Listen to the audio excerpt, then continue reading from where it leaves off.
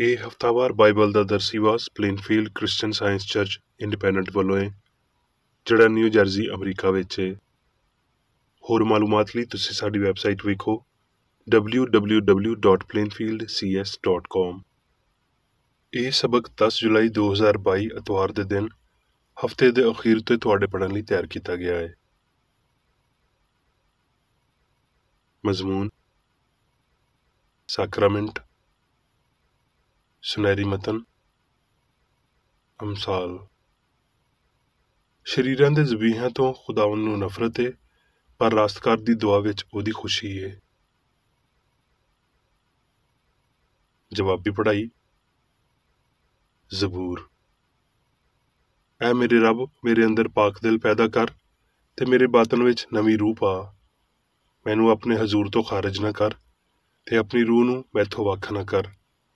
ਆਪਣੀ ਮੁਕਤੀ ਦੀ ਸ਼ਾਦਮਾਨੀ ਮੈਨੂੰ ਫੇਰ ਅਨਾਇਤ ਕਰ ਤੇ ਮੁਸਤਈਦ ਰੂਹ ਨਾਲ ਮੈਨੂੰ ਸੰਭਾਲ। ਐ ਖੁਦਾਵੰਦ, ਮੇਰੇ ਹੋਂਠਾਂ ਨੂੰ ਖੋਲ ਦੇ ਤੇ ਮੇਰੇ ਮੂੰਹ ਤੋਂ ਤੇਰੀ ਸਤਾਇਸ਼ ਨਿਕਲੇਗੀ। ਕਿਉਂ ਜੇ ਕੁਰਬਾਨੀ ਵਿੱਚ ਤੇਰੀ ਖੁਸ਼ਨੂਦੀ ਨਹੀਂ ਤੇ ਮੈਂ ਦੇਂਦਾ। ਸੁਖਤਨੀ ਕੁਰਬਾਨੀ ਨਾਲ ਤੈਨੂੰ ਕੁਝ ਖੁਸ਼ੀ ਨਹੀਂ। ਸ਼ਿਕਸਤਾ ਰੂਹ ਰੱਬ ਦੀ ਕੁਰਬਾਨੀ ਏ। ਐ ਰੱਬ, ਤੂੰ ਸ਼ਿਕਸਤਾ ਤੇ ਖਸਤਾ ਦਿਲ ਹਕੀਰ ਨਾ ਜਾਣੇਗਾ।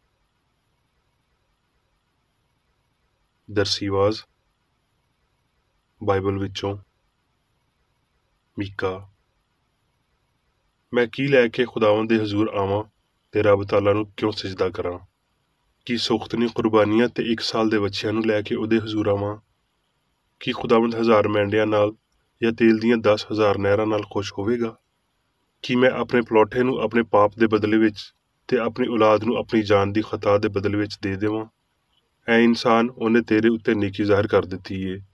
ਖੁਦਾਵੰਦ ਤੇਰੇ ਤੋਂ ਐਸ ਤੋਂ ਬਹੁਤਾ ਕੀ ਚਾਹੁੰਦਾ ਏ ਭਈ ਤੂੰ ਇਨਸਾਫ ਕਰੇ ਤੇ ਰਹਿਮਦਿਲੀ ਨੂੰ ਪਿਆਰਾ ਰੱਖੇ ਤੇ ਆਪਣੇ ਰੱਬ ਦੇ ਹਜ਼ੂਰ ਫਰੋਤਨੀ ਨਾਲ ਟੁਰੇ। ਸਲਾਤੀਨ। ਤਦ ਸੁਲੇਮਾਨ ਨੇ ਇਸਰਾਈਲ ਦੇ ਬਜ਼ੁਰਗਾਂ ਤੇ ਕਬੀਲਿਆਂ ਦੇ ਸਰਦਾਰਾਂ ਨੂੰ, ਜਿਹੜੇ ਬਨੀ ਇਸਰਾਈਲ ਦੇ ਅਬਾਈ ਖਾਨਵਾਦਿਆਂ ਦੇ ਰਈਸ ਸੀ, ਆਪਣੇ ਕੋਲ ਯਰੂਸ਼ਲਮ ਵਿੱਚ ਜਮ੍ਹਾਂ ਕੀਤਾ, ਤਾਂ ਜੋ ਉਹ ਦਾਊਦ ਦੇ ਸ਼ਹਿਰ ਤੋਂ, ਜਿਹੜਾ ਸਯੂਨ ਏ, ਖੁਦਾਵੰਦ ਦੇ ਅਹਿਦ ਦੇ ਸੰਦੂਕ ਨੂੰ ਲਿਆਉਣ। ਇਸ ਲਈ ਉਸ ਈਦ ਵਿੱਚ ਇਸਰਾਈਲ ਦੇ ਸਾਰੇ ਲੋਕੀ ਮਾਹੇ ਇਤਾਨੀਮ ਵਿੱਚ, ਜਿਹੜਾ 7ਵਾਂ ਮਹੀਨਾ ਏ, ਸੁਲੇਮਾਨ ਬਾਦਸ਼ਾਹ ਦੇ ਕੋਲ ਇਕੱਠੇ ਹੋਏ। ਤੇ ਇਸਰਾਈਲ ਦੇ ਸਾਰੇ ਬਜ਼ੁਰਗ ਆਏ ਤੇ ਕਾਹਨਾਂ ਨੇ ਸੰਦੂਕ ਨੂੰ ਚੁੱਕਿਆ ਤੇ ਉਹ ਖੁਦਾਵੰਦ ਦੇ ਸੰਦੂਕ ਨੂੰ ਤੇ ਖੈਮਾ ਇਜਤਮਾ ਨੂੰ ਤੇ ਉਹਨਾਂ ਸਾਰੇ ਪਾਕ ਭਾਂਡਿਆਂ ਨੂੰ, ਜਿਹੜੇ ਖੈਮੇ ਦੇ ਅੰਦਰ ਸੀ, ਲੈ ਕੇ ਆਏ। ਉਹਨਾਂ ਨੂੰ ਕਾਹਨ ਤੇ ਲਾਵੀ ਲਿਆਏ ਸੀ। ਤੇ ਸੁਲੇਮਾਨ ਬਾਦਸ਼ਾਹ ਨੇ ਤੇ ਉਹਦੇ ਨਾਲ ਇਸਰਾਈਲ ਦੀ ਸਾਰੀ ਜਮਾਤ ਨੇ, ਜਿਹੜੀ ਉਹਦੇ ਕੋਲ ਇਕੱਠੀ ਹੋਈ ਸੀ, ਸੰਦੂਕ ਦੇ ਸਾਹਮਣੇ ਖਲੋ ਕੇ ਇੰਨੀਆਂ ਭੇਡਾਂ ਬੱਕਰੀਆਂ ਤੇ ਬੈਲ ਜ਼ਬਾ ਕੀਤੇ ਵੀ ਉਹਨਾਂ ਦੀ ਕਸਰਤ ਦੇ ਬਾਰੋਂ ਉਹਨਾਂ ਦੀ ਗਿਣਤੀ ਜਾਂ ਹਿਸਾਬ ਨਾ ਹੋ ਸਕਿਆ। ਤੇ ਕਾਹਨ ਖੁਦਾਵੰਦ ਦੇ ਅਹਿਦ ਦੇ ਸੰਦੂਕ ਨੂੰ ਉਸ ਥਾਂ ਉੱਤੇ ਤੇ ਉਸ ਘਰ ਦੀ ਇਲਹਾਮਗਾਹ ਵਿੱਚ, ਯਾਨੀ ਪਾਕ ਤਰੀਨ ਮਕਾਮ ਵਿੱਚ, ਬਿਲਕੁਲ ਫਰਿਸ਼ਤਿਆਂ ਦੀਆਂ ਬਾਹਾਂ ਹੇਠਾਂ ਲੈ ਆਏ। ਕਿਉਂ ਜੇ ਫਰਿਸ਼ਤੇ ਆਪਣੀਆਂ ਬਾਹਾਂ ਨੂੰ ਸੰਦੂਕ ਦੀ ਥਾਂ ਦੇ ਉੱਤੇ ਫੈਲਾ ਕੇ ਖੜੇ ਸੀ, ਤੇ ਉਹ ਫਰਿਸ਼ਤੇ ਸੰਦੂਕ ਨੂੰ ਤੇ ਉਹਦੀਆਂ ਚੋਬਾਂ ਨੂੰ ਉੱਤੋਂ ਢੱਕ ਕੇ ਖੜੇ ਸੀ। ਤੇ ਉਹ ਚੋਬਾਂ ਅਜਿਹੀਆਂ ਲੰਮੀਆਂ ਸੀ ਭਈ ਉਹਨਾਂ ਚੋਬਾਂ ਦੇ ਸਿਰੇ ਪਾਕ ਮਕਾਨ ਤੋਂ ਇਲਹਾਮਗਾਹ ਦੇ ਸਾਹਮਣੇ ਵਿਖਾਲੀ ਦਿੰਦੇ ਸੀ, ਪਰ ਬਾਹਰੋਂ ਵਿਖਾਲੀ ਨਹੀਂ ਸੀ ਦਿੰਦੇ। ਤੇ ਉਹ ਅੱਜ ਤੀਕਰ ਉੱਥੇ ਹੀ ਨੇ। ਤੇ ਉਹ ਸੰਦੂਕ ਵਿੱਚ ਕੁਝ ਨਹੀਂ ਸੀ ਸਿਵਾਏ ਪੱਥਰ ਦੀਆਂ ਉਹਨਾਂ ਤਖਤੀਆਂ ਦੇ, ਜਿਨ੍ਹਾਂ ਨੂੰ ਉੱਥੇ ਮੂਸਾ ਨੇ ਹੋਰੈਬ ਵਿੱਚ ਰੱਖ ਦਿੱਤਾ ਸੀ, ਜਿਸ ਵੇਲੇ ਖੁਦਾਵੰਦ ਨੇ ਬਨੀ ਇਸਰਾਈਲ ਨਾਲ, ਜਦ ਉਹ ਮਿਸਰ ਦੇਸ਼ ਵਿੱਚੋਂ ਨਿਕਲ ਆਏ, ਅਹਿਦ ਬੰਨਿਆ ਸੀ। ਫਿਰ ਇੰਜ ਹੋਇਆ ਭਈ ਜਦ ਕਾਹਨ ਪਾਕ ਮਕਾਨ ਵਿੱਚੋਂ ਬਾਹਰ ਨਿਕਲ ਆਏ ਤੇ ਖੁਦਾਵੰਦ ਦਾ ਘਰ ਬੱਦਲ ਨਾਲ ਭਰ ਗਿਆ। ਇਸ ਲਈ ਕਾਹਨ ਉਸ ਬੱਦਲ ਦੇ ਪਾਰੋਂ ਖਿਦਮਤ ਲਈ ਖਲੋ ਨਾ ਸਕੇ, ਇਸ ਲਈ ਭਈ ਖੁਦਾਵੰਦ ਦਾ ਘਰ ਉਹਦੇ ਜਲਾਲ ਨਾਲ ਭਰ ਗਿਆ ਸੀ।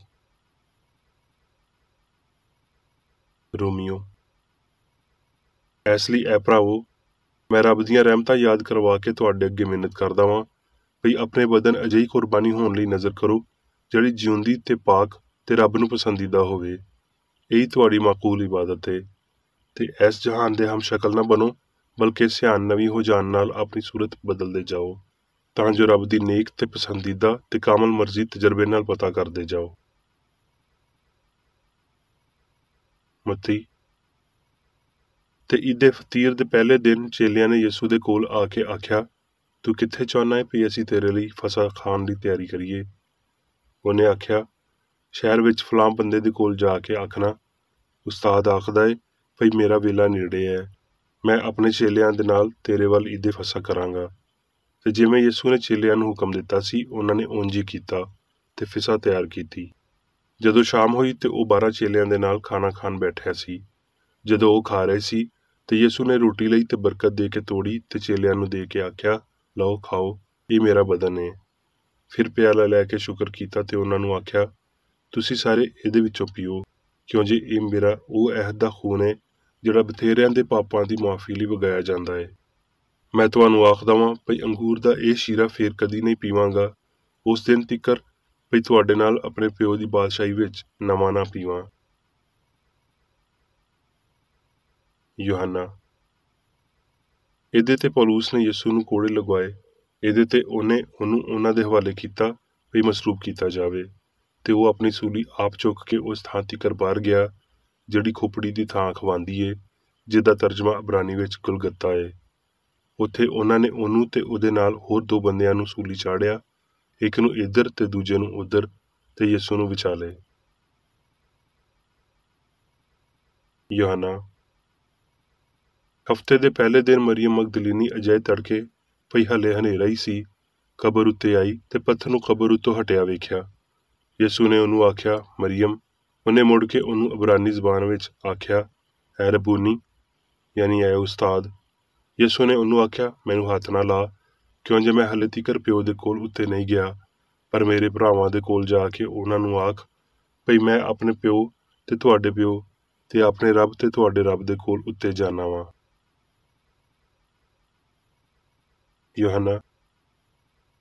ਇਹਨਾਂ ਗੱਲਾਂ ਤੋਂ ਬਾਅਦ ਯਿਸੂ ਨੇ ਫੇਰ ਆਪਣੇ ਆਪ ਨੂੰ ਤਿਬਰੀਆਸ ਦੀ ਝੀਲ ਦੇ ਕੰਢੇ ਚੇਲਿਆਂ ਉੱਤੇ ਜ਼ਾਹਿਰ ਕੀਤਾ ਤੇ ਇਸ ਤਰ੍ਹਾਂ ਜ਼ਾਹਿਰ ਕੀਤਾ। ਤੇ ਜਦ ਖਾਣਾ ਖਾ ਚੁੱਕੇ ਤੇ ਯਿਸੂ ਨੇ ਸ਼ਮੌਨ ਪਤਰਸ ਨੂੰ ਆਖਿਆ, ਐ ਸ਼ਮੌਨ ਯੋਹੰਨਾ ਦੇ ਪੁੱਤਰ, ਕੀ ਤੂੰ ਇਹਨਾਂ ਤੋਂ ਬਹੁਤੀ ਮੇਰੇ ਨਾਲ ਮੁਹੱਬਤ ਰੱਖਦਾ ਹੈ? ਉਹਨੇ ਉਹਨੂੰ ਆਖਿਆ, ਹਾਂ ਐ ਖੁਦਾਵੰਦ, ਤੂੰ ਤੇ ਜਾਣਦਾ ਹੀ ਏ ਵੀ ਮੈਂ ਤੈਨੂੰ ਕਿੰਨਾ ਅਜ਼ੀਜ਼ ਰੱਖਦਾ ਵਾਂ। ਉਹਨੇ ਉਹਨੂੰ ਆਖਿਆ ਵੀ ਤੂੰ ਮੇਰੇ ਲੇਲੇ ਚਰਾ। ਉਹਨੇ ਫਿਰ ਉਹਨੂੰ ਆਖਿਆ, ਐ ਸ਼ਮੌਨ ਯੋਹੰਨਾ ਦੇ ਪੁੱਤਰ, ਕੀ ਤੂੰ ਮੇਰੇ ਨਾਲ ਮੁਹੱਬਤ ਰੱਖਦਾ ਹੈ? ਉਹਨੇ ਉਹਨੂੰ ਆਖਿਆ, ਹਾਂ ਐ ਖੁਦਾਵੰਦ, ਤੂੰ ਤੇ ਜਾਣਦਾ ਹੀ ਏ ਭਈ ਮੈਂ ਤੈਨੂੰ ਅਜ਼ੀਜ਼ ਰੱਖਦਾ ਵਾਂ। ਉਹਨੇ ਉਹਨੂੰ ਆਖਿਆ ਭਈ ਤੂੰ ਮੇਰੀਆਂ ਭੇਡਾਂ ਦੀ ਗੱਲਾਬਾਨੀ ਕਰ। ਉਹਨੇ ਤੀਜੀ ਵਾਰੀ ਉਹਨੂੰ ਆਖਿਆ, ਐ ਸ਼ਮੌਨ ਯੋਹੰਨਾ ਦੇ ਪੁੱਤਰ, ਕੀ ਤੂੰ ਮੈਨੂੰ ਅਜ਼ੀਜ਼ ਰੱਖਦਾ ਹੈ? ਇਸ ਲਈ ਭਈ ਉਹਨੇ ਤੀਜੀ ਵਾਰੀ ਉਹਨੂੰ ਆਖਿਆ ਭਈ ਤੂੰ ਮੈਨੂੰ ਅਜ਼ੀਜ਼ ਰੱਖਦਾ ਹੈ। ਇਸ ਪਾਰੋਂ ਪਤਰਸ ਨੇ ਦਿਲਗੀਰ ਹੋ ਕੇ ਉਹਨੂੰ ਆਖਿਆ, ਐ ਖੁਦਾਵੰਦ, ਤੂੰ ਤੇ ਸਭ ਕੁਝ ਜਾਣਦਾ ਹੀ ਏ, ਤੈਨੂੰ ਪਤਾ ਹੀ ਏ ਭਈ ਮੈਂ ਤੈਨੂੰ ਅਜ਼ੀਜ਼ ਰੱਖਦਾ ਵਾਂ। ਯਿਸੂ ਨੇ ਉਹਨੂੰ ਆਖਿਆ ਭਈ ਤੂੰ ਮੇਰੀਆਂ ਭੇਡਾਂ ਚਰਾ। ਅਬਰਾਨੀਓ। ਇਸ ਲਈ ਉਹਦੇ ਰਾਹੀਂ ਵਡਿਆਈ ਦੀ ਕੁਰਬਾਨੀ, ਯਾਨੀ ਉਹਨਾਂ ਬੁੱਲਾਂ ਦਾ ਫਲ ਜਿਹੜੇ ਉਹਦੇ ਨਾਂ ਦਾ ਇਕਰਾਰ ਕਰਦੇ ਨੇ, ਰੱਬ ਲਈ ਹਰ ਵੇਲੇ ਚੜਾਇਆ ਕਰੀਏ ਤੇ ਭਲਾਈ ਤੇ ਸਖਾਵਤ ਕਰਨਾ ਨਾ ਭੁੱਲੋ। ਇਸ ਲਈ ਵੀ ਰੱਬ ਅਜਿਹੀਆਂ ਕੁਰਬਾਨੀਆਂ ਤੋਂ ਖੁਸ਼ ਹੁੰਦਾ ਹੈ। ਹੁਣ ਮੈਂ ਮੇਰੀ ਬੇਕਰ ਰੈਡੀ ਦੀ ਲਿਖੀ ਹੋਈ ਕ੍ਰਿਸਚਨ ਸਾਇੰਸ ਦੀ ਦਰਸੀ ਕਿਤਾਬ ਸਾਇੰਸ ਤੇ ਸਿਹਤ ਆਇਤਾਂ ਦੀ ਕੁੰਜੀ ਦੇ ਨਾਲ ਵਿੱਚੋਂ ਲਈਆਂ ਹੋਈਆਂ ਲਿਖਾਈਆਂ ਪੜਾਂਗਾ। ਸਾਇੰਸ ਤੇ ਸਿਹਤ। ਸਾਰੀ ਜਾਣਸਾਰੀ ਦਾ ਮਾਦਾ ਇਲਾਹੀ ਪਿਆਰ, ਬਿਮਾਰੀ ਦੀ ਸ਼ਿਫਾ ਤੇ ਪਾਪ ਦੀ ਤਬਾਹੀ ਦਾ ਪਰਛਾਵਾਂ ਤੇ ਇਜ਼ਹਾਰ ਏ। ਸਾਡੇ ਮਾਲਕ ਨੇ ਆਖਿਆ, ਜੇ ਤੁਸੀਂ ਮੇਰੇ ਨਾਲ ਪਿਆਰ ਕਰਦੇ ਹੋ ਤੇ ਮੇਰੇ ਹੁਕਮਾਂ ਉੱਤੇ ਅਮਲ ਕਰੋਗੇ। ਖੂਨ ਦਾ ਰੂਹਾਨੀ ਜੌਹਰ ਕੁਰਬਾਨੀ ਏ। ਯਿਸੂ ਦੀ ਰੂਹਾਨੀ ਕੁਰਬਾਨੀ ਦੀ ਅਹਿਮੀਅਤ ਇਹਦੇ ਤੋਂ ਕਿਤੇ ਵੱਧ ਕੇ ਹੈ, ਜਿਹੜੀ ਅਸੀਂ ਇਨਸਾਨੀ ਖੂਨ ਦੇ ਇਦਰਾਕ ਤੋਂ ਜ਼ਾਹਿਰ ਕਰ ਸਕੀਏ। ਜਦੋਂ ਇਹ ਯਿਸੂ ਦਾ ਮਾਦੀ ਖੂਨ ਮਲਾਉਨ ਰੁੱਖ ਉੱਤੇ ਵਗਾਇਆ ਗਿਆ, ਫਿਰ ਉਹ ਪਾਪਾਂ ਤੋਂ ਪਾਕ ਕਰਨ ਲਈ ਇੰਨਾ ਪਾਏਦਾਰ ਨਹੀਂ ਸੀ ਜਿੰਨਾ ਉਸ ਵੇਲੇ ਸੀ ਜਦੋਂ ਉਹ ਖੂਨ ਉਹਦੀਆਂ ਰਗਾਂ ਵਿੱਚ ਵਗਦਾ ਸੀ, ਜਦੋਂ ਹਰ ਰੋਜ਼ ਉਹ ਆਪਣੇ ਪਿਓ ਦਾ ਕੰਮ ਕਰਨ ਜਾਇਆ ਕਰਦਾ ਸੀ। ਉਹਦਾ ਅਸਲੀ ਖੂਨ ਤੇ ਬਦਨ ਉਹਦੀ ਹਯਾਤੀ ਸੀ, ਤੇ ਉਹ ਅਸਲ ਵਿੱਚ ਉਹਦਾ ਬਦਨ ਖਾਂਦੇ ਤੇ ਖੂਨ ਪੀਂਦੇ ਨੇ ਜਿਹੜੇ ਉਸ ਇਲਾਹੀ ਹਯਾਤੀ ਵਿੱਚ ਹਿੱਸਾ ਲੈਂਦੇ ਨੇ। ਉਹ ਫਿਸਾ ਜਿਹੜੀ ਯਿਸੂ ਨੇ ਆਪਣੇ ਚੇਲਿਆਂ ਦੇ ਨਾਲ ਨਿਸਾਨ ਦੇ ਮਹੀਨੇ ਵਿੱਚ ਆਪਣੇ ਸੂਲੀ ਚੜ੍ਹਨ ਤੋਂ ਪਹਿਲਾਂ ਖਾਧੀ, ਉਹ ਇੱਕ ਦੁੱਖ ਦਾ ਮੌਕਾ ਸੀ, ਇੱਕ ਸੋਗਵਾਰ ਖਾਣਾ ਜਿਹੜਾ ਦਿਨ ਦੇ ਅਖੀਰ ਉੱਤੇ ਪੁਰ ਚਾਨਣ ਵਿੱਚ ਸੀ, ਜਿਹਦੇ ਨਾਲ ਤੇਜ਼ੀ ਨਾਲ ਗਹਿਰੇ ਪਰਛਾਵੇਂ ਆਲੇ ਦੁਆਲੇ ਫੈਲ ਰਹੇ ਸੀ। ਤੇ ਇਸ ਖਾਣੇ ਨੇ ਮਾਦੇ ਲਈ ਯਿਸੂ ਦੀ ਰਸਮ ਪ੍ਰਸਤੀ ਜਾਂ ਮਨਜ਼ੂਰੀ ਨੂੰ ਹਮੇਸ਼ਾ ਲਈ ਮੁਕਾ ਦਿੱਤਾ। ਉਹਦੇ ਪੈਰੋਕਾਰ ਅਫਸੁਰਦਾ ਤੇ ਖਾਮੋਸ਼ ਆਪਣੇ ਮਾਲਕ ਦੇ ਨਾਲ ਹੋਣ ਵਾਲੀ ਬੇਵਫਾਈ ਦੇ ਵੇਲੇ ਉੱਤੇ ਗੌਰ ਕਰ ਰਹੇ ਸੀ। ਅਸਮਾਨੀ ਮਨ ਵਿੱਚ ਹਿੱਸਾ ਲੈਂਦੇ ਨੇ ਜਿਹੜਾ ਮਾਜ਼ੀ ਦੇ ਬਿਆਬਾਨ ਵਿੱਚ ਸਤਾਏ ਹੋਏ ਸੱਚਾਈ ਦੇ ਮੰਨਣ ਵਾਲਿਆਂ ਨੇ ਖਾਧਾ ਸੀ। ਉਹਨਾਂ ਦੀ ਖੁਰਾਕ ਵਾਕਈ ਅਸਮਾਨ ਤੋਂ ਉਤਰੀ ਸੀ।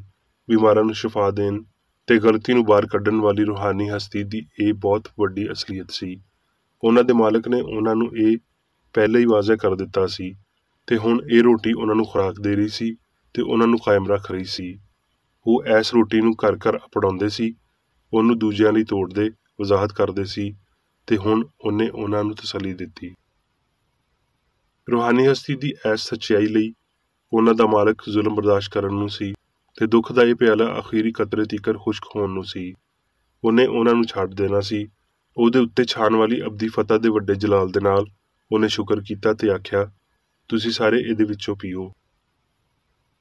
ਜਦੋਂ ਉਹਦੇ ਅੰਦਰ ਇਨਸਾਨੀ ਅਨਸਰ ਇਲਾਹੀ ਅਨਸਰ ਨਾਲ ਲੜ ਰਿਹਾ ਸੀ ਤੇ ਸਾਡੇ ਵੱਡੇ ਉਸਤਾਦ ਨੇ ਆਖਿਆ, ਮੇਰੀ ਨਹੀਂ ਪਰ ਤੇਰੀ ਮਰਜ਼ੀ ਪੂਰੀ ਹੋਵੇ, ਯਾਨੀ ਮੇਰੇ ਅੰਦਰ ਬਦਨ ਨਹੀਂ ਬਲਕਿ ਰੂਹ ਜ਼ਾਹਰ ਹੋਵੇ। ਇਹ ਰੂਹਾਨੀ ਪਿਆਰ ਦੀ ਨਵੀਂ ਸਮਝ ਏ।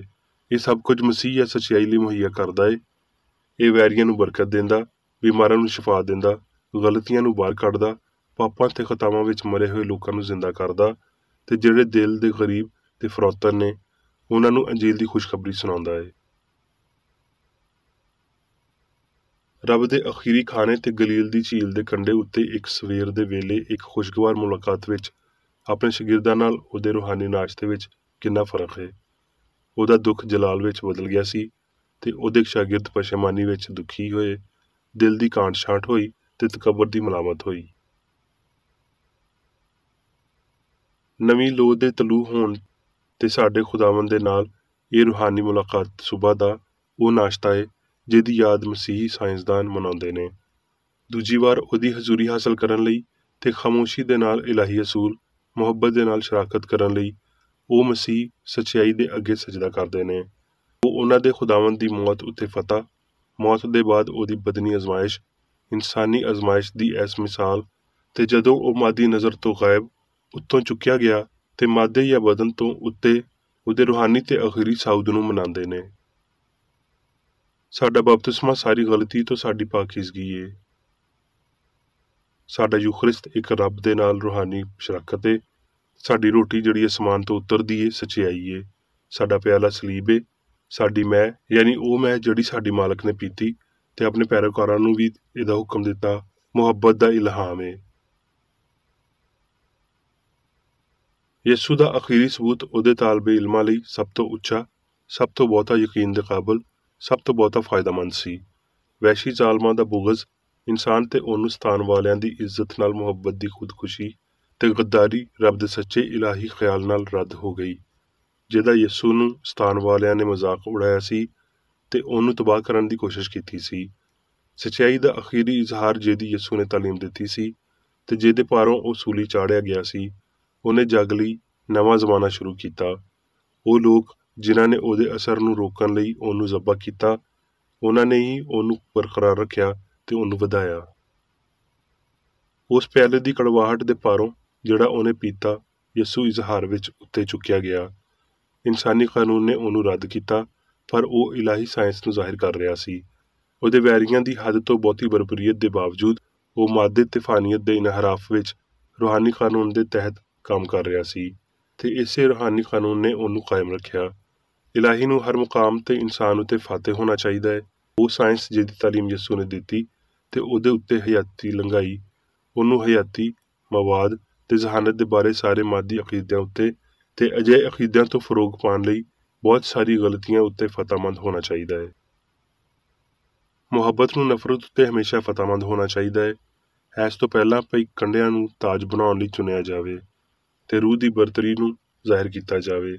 ਸੱਚਾਈ ਤੇ ਹਯਾਤੀ ਨੂੰ ਗਲਤੀ ਤੇ ਮੌਤ ਉੱਤੇ ਫਤਹ ਦੀ ਮੋਹਰ ਲਾ ਦੇਣੀ ਚਾਹੀਦੀ ਏ। ਦੁਆਏ ਖੈਰ ਆਖਦੀ ਏ, ਐ ਇੱਕ ਚੰਗੇ ਤੇ ਵਫਾਦਾਰ ਖਾਦਮ, ਤੂੰ ਬਹੁਤ ਚੰਗਾ ਕੰਮ ਕੀਤਾ। ਉਹ ਸਾਰੇ ਜਿਹੜੇ ਯਿਸੂ ਦੀ ਯਾਦਗਾਰੀ ਵਿੱਚ ਰੋਟੀ ਖਾਂਦੇ ਤੇ ਮੈਂ ਪੀਂਦੇ ਨੇ, ਉਹ ਅਸਲ ਵਿੱਚ ਉਸ ਪਿਆਲੇ ਤੇ ਉਸ ਸਲੀਬ ਵਿੱਚੋਂ ਵੰਡਣ ਲਈ ਤੇ ਮਸੀਹ ਦੇ ਅਸੂਲ ਦੀ ਖਾਤਰ ਸਭ ਕੁਝ ਛੱਡਣ ਲਈ ਰਾਜ਼ੀ ਨੇ।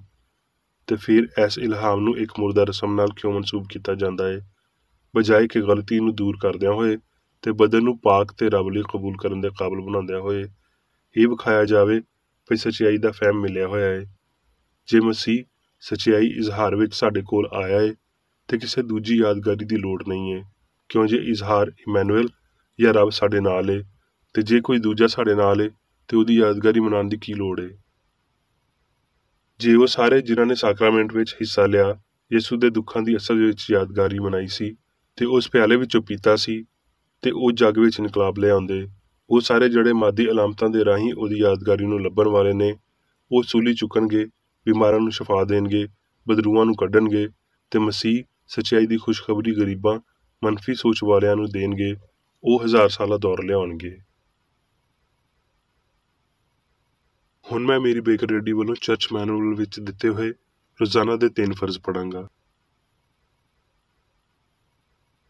ਰੋਜ਼ਾਨਾ ਦੀ ਦੁਆ। ਇਸ ਚਰਚ ਦੇ ਹਰ ਰੁਕਨ ਦਾ ਇਹ ਫਰਜ਼ ਹੈ ਕਿ ਉਹ ਹਰ ਰੋਜ਼ ਇਹ ਦੁਆ ਕਰੇ, ਤੇਰੀ ਬਾਦਸ਼ਾਹੀ ਆਵੇ, ਇਲਾਹੀ ਸੱਚਾਈ, ਹਯਾਤੀ ਤੇ ਪਿਆਰ ਦੀ ਸਲਤਨਤ ਮੇਰੇ ਅੰਦਰ ਕਾਇਮ ਹੋਵੇ ਤੇ ਸਾਰੇ ਪਾਪ ਮੈਥੋਂ ਨਿਕਲ ਜਾਣ ਤੇ ਤੇਰਾ ਕਲਾਮ ਸਾਰੇ ਇਨਸਾਨਾਂ ਦੇ ਪਿਆਰ ਨੂੰ ਵਧਾਵੇ ਤੇ ਉਹਨਾਂ ਉੱਤੇ ਹਕੂਮਤ ਕਰੇ। ਮਕਸਦਾਂ ਤੇ ਕੰਮਾਂ ਦਾ ਇੱਕ ਅਸੂਲ। ਨਾ ਕੋਈ ਮੁਖਾਲਫਤ ਤੇ ਨਾ ਕੋਈ ਜ਼ਾਤੀ ਤਾਲੁਕ ਮਾਦਰੀ ਚਰਚ ਦੇ ਕਿਸੇ ਰੁਕਨ ਦੇ ਮਕਸਦਾਂ ਜਾਂ ਕੰਮਾਂ ਉੱਤੇ ਅਸਰ ਕਰਨੇ ਚਾਹੀਦੇ। ਸਾਇੰਸ ਵਿੱਚ ਬਸ ਇਲਾਹੀ ਪਿਆਰ ਹੀ ਹਕੂਮਤ ਕਰਦਾ ਹੈ ਤੇ ਇੱਕ ਮਸੀਹ ਸਾਇੰਸਦਾਨ ਪਾਪ ਨੂੰ ਰੱਦ ਕਰਦਿਆਂ ਹੋਏ ਸੁੱਚੀ ਭਰਾਬੰਦੀ, ਖੈਰਾਤ ਪਸੰਦੀ ਤੇ ਮਾਫੀ ਨਾਲ ਪਿਆਰ ਦੀਆਂ ਮਿੱਠੀਆਂ ਸੱਚਾਈਆਂ ਦਾ ਪਰਛਾਵਾਂ ਬਣਦਾ ਹੈ। ਇਸ ਚਰਚ ਦੇ ਸਾਰੇ ਰੁਕਨਾਂ ਨੂੰ ਸਾਰੇ ਪਾਪਾਂ ਤੋਂ, ਗਲਤ ਤਰ੍ਹਾਂ ਦੀਆਂ ਪੇਸ਼ਨਗੋਈਆਂ, ਮੁਨਸਫੀਆਂ, ਮੁਜ਼ੰਮਤਾਂ, ਸਲਾਹਾਂ, ਗਲਤ ਅਸਰਾਂ ਨੂੰ ਲੈਣ ਤੇ ਗਲਤ ਅਸਰ ਦੇਣ ਤੋਂ ਆਜ਼ਾਦ ਰਹਿਣ ਲਈ ਹਰ ਰੋਜ਼ ਖਿਆਲ ਰੱਖਣਾ ਚਾਹੀਦਾ ਹੈ ਤੇ ਦੁਆ ਕਰਨੀ ਚਾਹੀਦੀ ਹੈ।